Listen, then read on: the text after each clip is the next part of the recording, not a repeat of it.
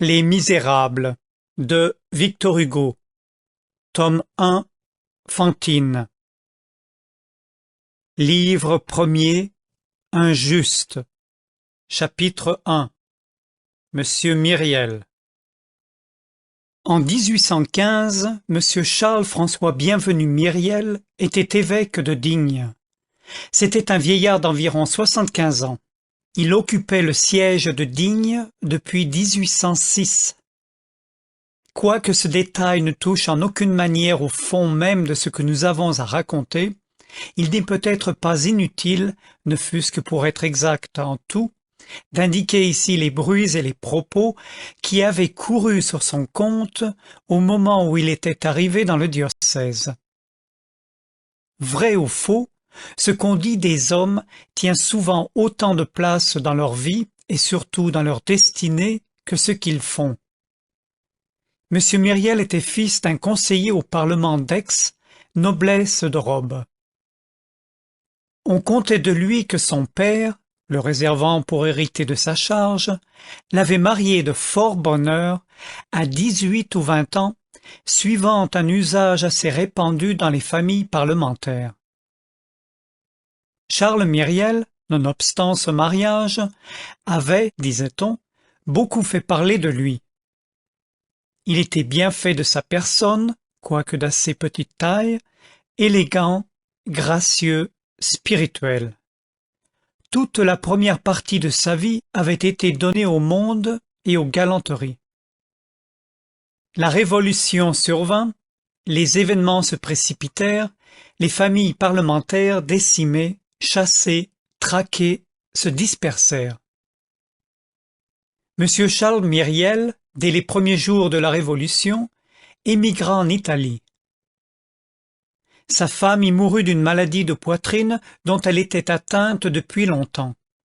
Il n'avait point d'enfant. Que se passa-t-il ensuite dans la destinée de monsieur Myriel?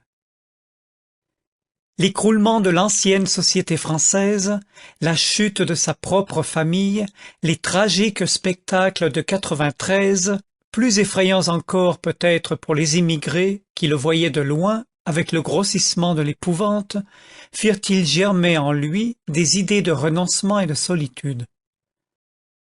Fut-il au milieu d'une de ces distractions et de ces affections qui occupaient sa vie, subitement atteint d'un de ces coups mystérieux et terribles qui viennent quelquefois renverser, en le frappant au cœur, l'homme que les catastrophes publiques n'ébranleraient pas en le frappant dans son existence et dans sa fortune.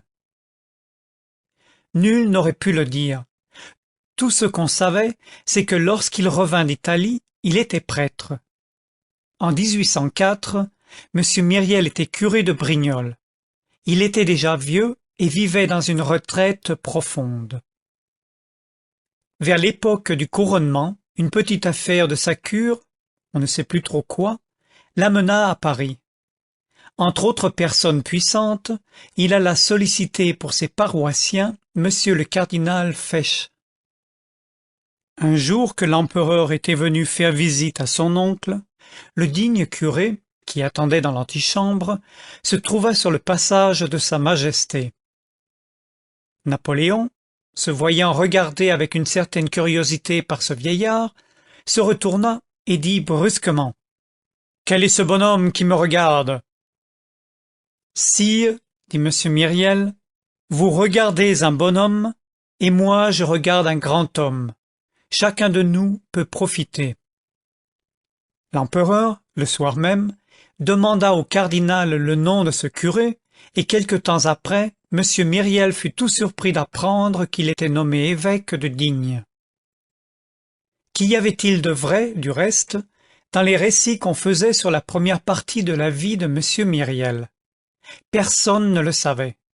Peu de familles avaient connu la famille Myriel avant la Révolution. M. Myriel devait subir le sort de tout nouveau venu dans une petite ville où il y a beaucoup de bouches qui parlent et fort peu de têtes qui pensent. Il devait le subir, quoiqu'il fût évêque, et parce qu'il était évêque. Mais, après tout, les propos auxquels on mêlait son nom n'étaient peut-être que des propos, du bruit, des mots, des paroles. Moins que des paroles, des palabres, comme dit l'énergique langue du Midi. Quoi qu'il en fût, après 9 ans d'épiscopat et de résidence à Digne, tous ces racontages, sujets de conversation qui occupent dans le premier moment les petites villes et les petites gens, étaient tombés dans un oubli profond.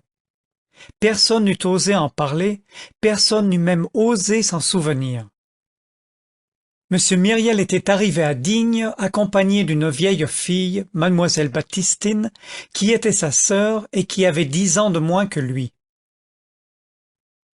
Ils avaient pour tout domestique une servante du même âge que mademoiselle Baptistine et appelée madame Magloire, laquelle, après avoir été la servante de monsieur le curé, prenait maintenant le double titre de femme de chambre de mademoiselle et femme de charge de monseigneur.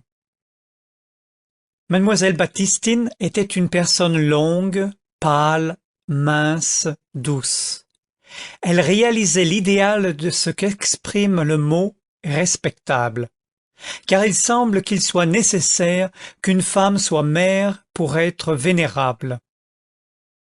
Elle n'avait jamais été jolie.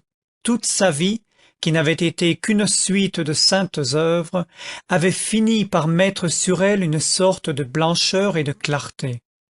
Et en vieillissant, elle avait gagné ce qu'on pourrait appeler la beauté de la bonté.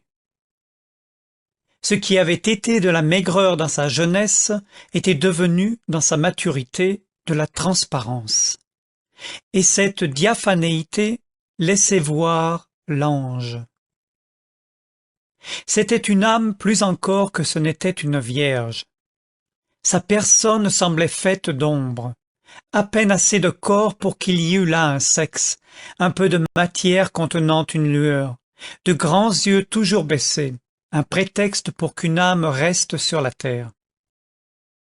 Madame Magloire était une petite vieille, blanche, grasse, replète, affairée, toujours haletante, à cause de son activité d'abord, ensuite à cause d'un asthme. À son arrivée, on installa M. Myriel en son palais épiscopal avec les honneurs voulus par les décrets impériaux qui classent l'évêque immédiatement après le maréchal de camp. Le maire et le président lui firent la première visite, et lui, de son côté, fit la première visite au général et au préfet. L'installation terminée, la ville attendit son évêque à l'œuvre. Fin du chapitre 1. Monsieur Myriel.